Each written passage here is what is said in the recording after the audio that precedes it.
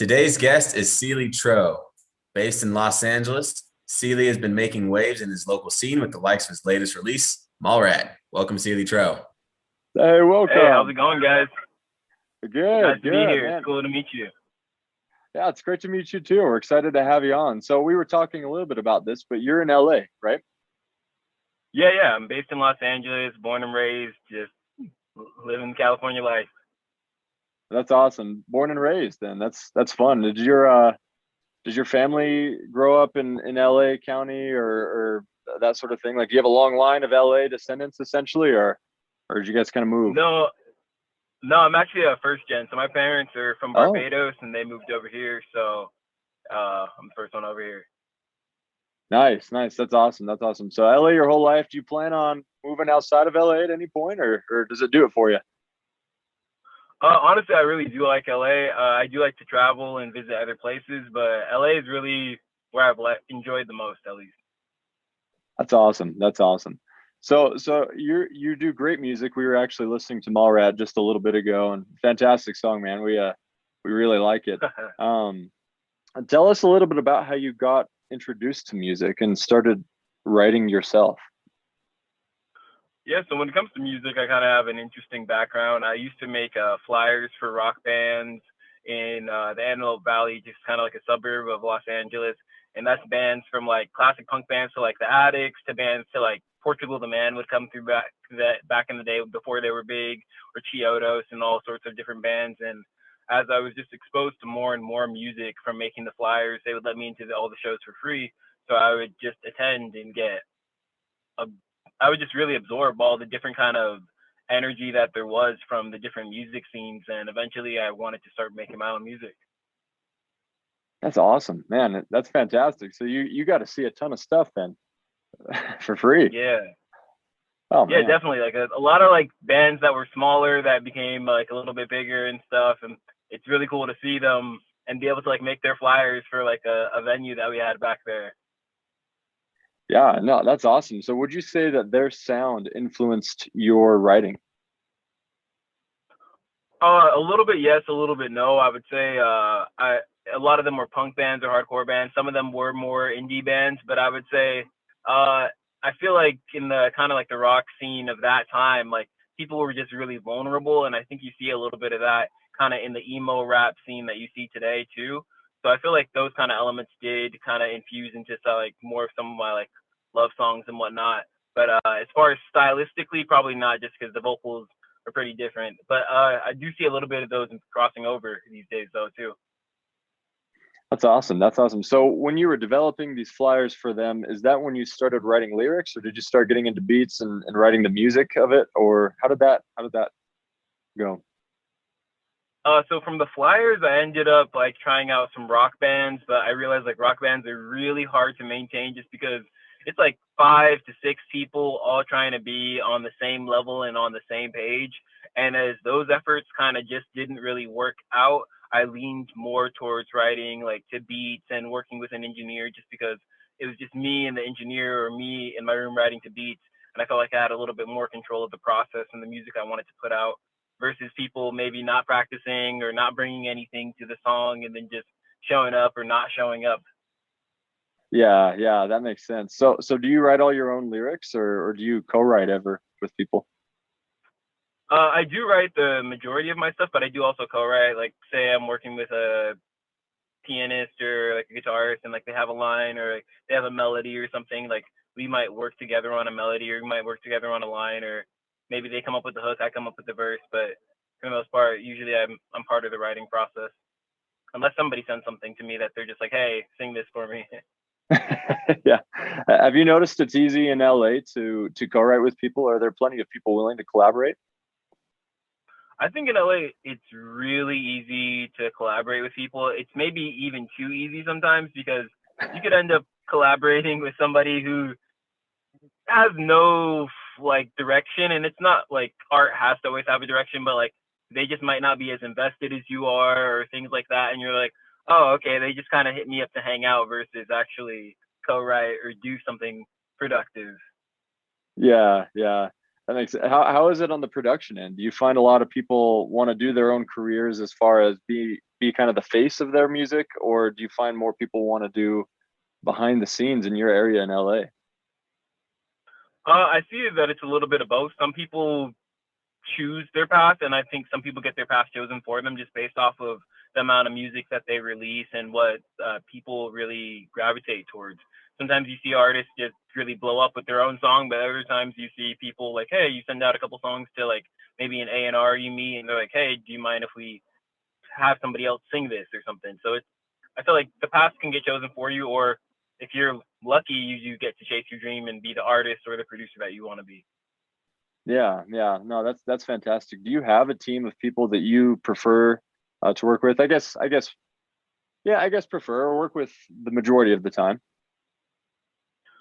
So I did have an engineer that I used to like to work with a lot of the time, but as the pandemic kind of had people's lives shift, that engineer moved away towards San Francisco, and so we haven't really worked on anything recently. And obviously, you can do send files and stuff in the music industry, but like I do like just like the feel of like going in and working with the engineer and being there in person and having that person to really bounce ideas back and forth versus them having to kind of unorganically type back to you what they feel just quickly, even though that might not be how they feel in the moment.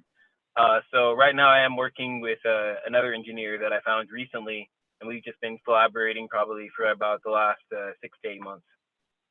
That's awesome. That's awesome. What would you say got you into music as far as icons? Would you say that you have personal icons in the music world? I'm weird with icons, but I would say if I'm thinking of artists that really got me excited initially musically, Daft Punk was definitely one of them that really just got me excited. I saw their Nice. Interstellar video back when I was younger, and that one just stuck in my head. I think one more time. Hearing that song, I was just like, what kind of music is this? That was like just so catchy and cool and fun. Like, and that's really probably what like got me intrigued into like, wow, I didn't know people could do stuff like this with music versus like the things you traditionally heard on the radio or like oldies. Yeah, yeah, absolutely. Daft Punk, man, they're fantastic. I really like Daft Punk too. That's cool. That's fantastic. So you mentioned the pandemic though, that your engineer that you preferred to work with, he moved to San Francisco around that time of the pandemic. How has the pandemic, or I guess how else has the pandemic affected you musically? You can't obviously you can't really do shows. You can do kind of like Yeah. the live show or live stream aspect. I feel like I personally would like to develop that a little bit more, and maybe I should have during this time. But I've really just kind of focused on the recording aspect instead, and I've just been building content and building some new music that I think really sounds cool. So I'm hoping post pandemic, if things wrap up, then I'll definitely have some stuff to release. But if things keep going, then I'm definitely going to work on my streaming and live show a little bit more. Yeah, yeah, that's fantastic. Do you have stuff right now that you plan on releasing? Anything I guess in the works that you're particularly excited about? Yeah, we do have a couple of songs that we've been starting to mix. We've recorded definitely several demo tracks of different ideas, but these we've probably honed in on about 3 or 4 that we've really started to like mix and break down and think like, hey, these would sound cool, or maybe this would be a nice summer release. Oh, nice, nice. So kind of summertime is what you're hoping for then. Yeah, tentatively summertime. I would say I probably have some stuff coming. That's fantastic. So let's talk about your latest single, Mallrat. What does that mean to you? What did you write that song about? Mallrat was just really a fun track. I was just kind of I'm a '90s kid, so I just really wanted to hone back in on those kind of vibes. I saw the logo, and I feel like the logo and like just the title Mallrat kind of inspired me to think of like kind of bougie girls that you see that are just really caught up in fashion, and they're everywhere all the time. You know what I mean? And Yeah, it's a real thing that you see out here in LA, so it wasn't hard to relate to and just have fun in the studio with once I kind of heard the name Mallrat and just ran with it.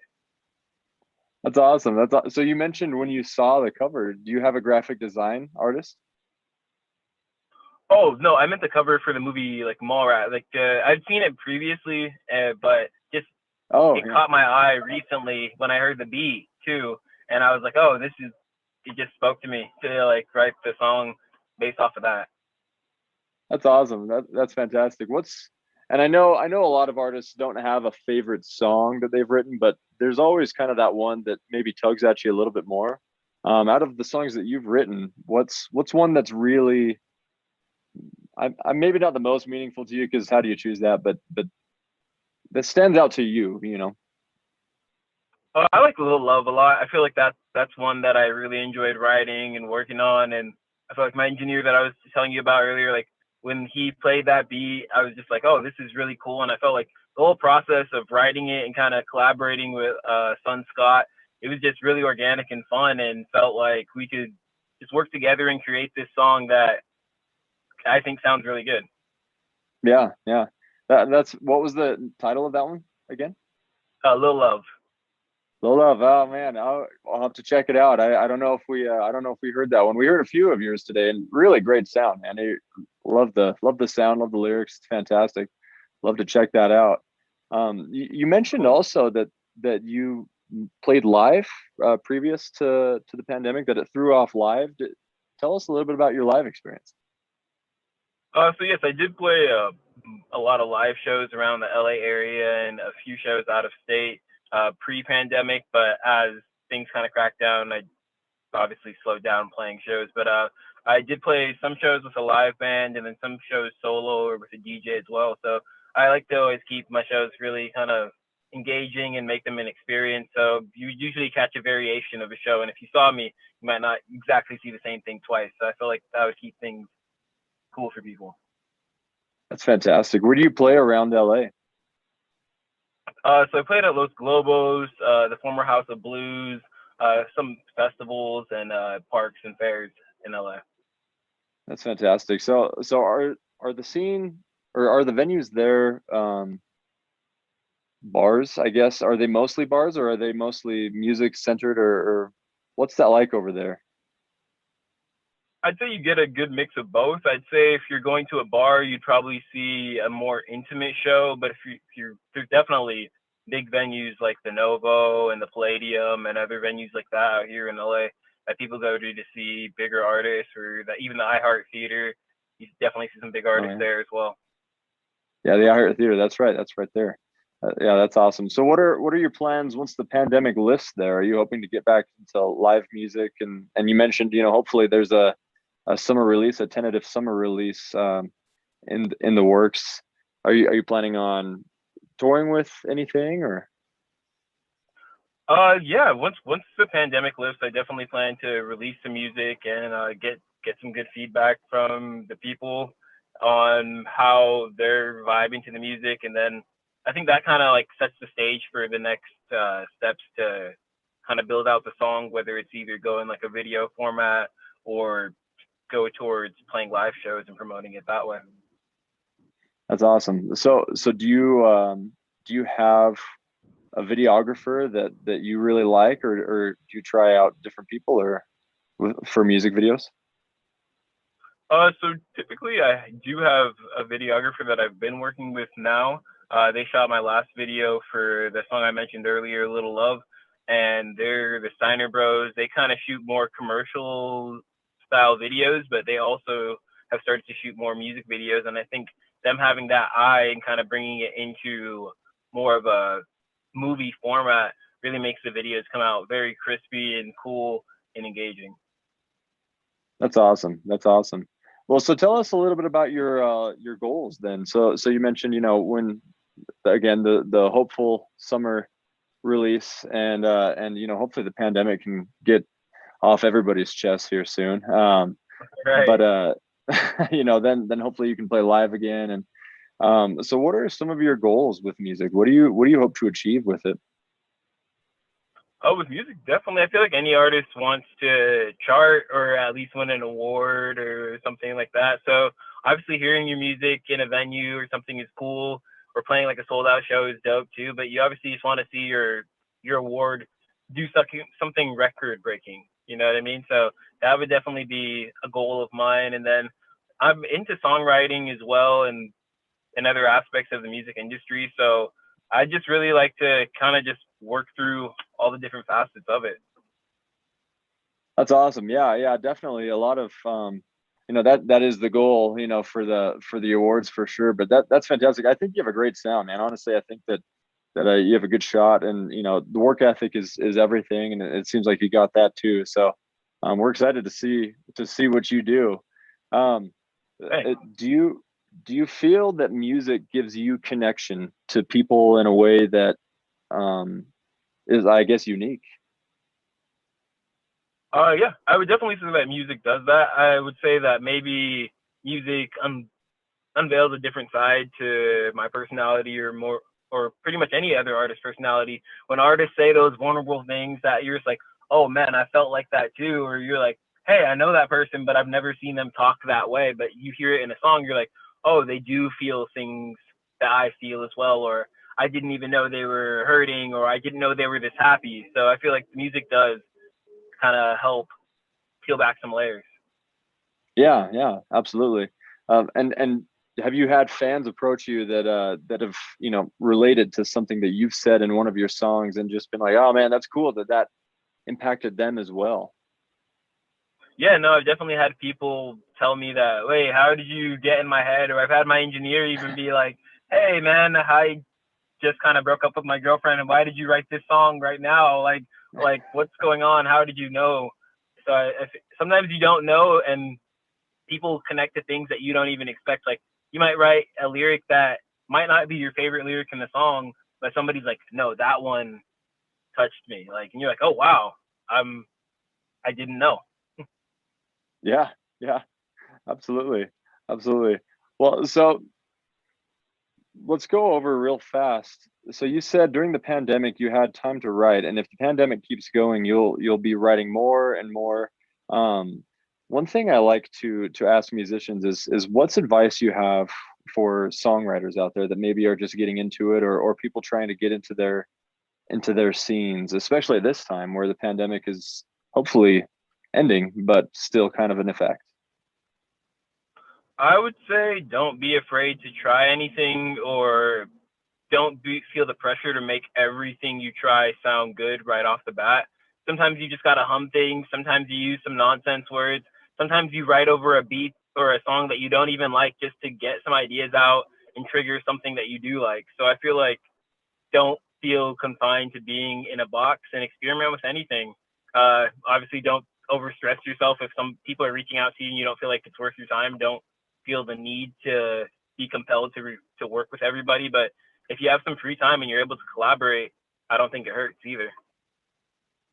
That's awesome. I totally agree. Collaboration is huge, like what we were talking about and everything. And you need to have your own goals, you need to have your own, agenda and everything, but collaboration is a big deal. So I think that's fantastic. Thank you for that advice. We've loved having you on the show, man. It's been great to hear from you, and we look forward to what you're releasing next. And when we're down in LA next and hopefully everything's open and you're playing, we'd love to see you live.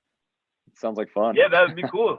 I'll definitely reach out. I have you guys' email, so next time you guys are out here, if things change or when they do change, and I'll keep you guys updated. Yeah, that'd be great, man. Yeah, we'd love to. Well, for everybody else out there, why don't you tell people where they can find you on social media? Yeah, you can find me at Sealy Troh, and if you need help with that, it is SealyTroh. Sealy Troh. That's all of my social media, from SoundCloud to Spotify to Twitter to Instagram. Fantastic. Well, hey, we'll stay in touch, man. It's been great talking to you. We'd love to catch up when things are back to normal. And yeah, thanks again. This has been great to have you on. Awesome. Take care. Hey, you too, Thank you, man. man. We'll see you. See ya.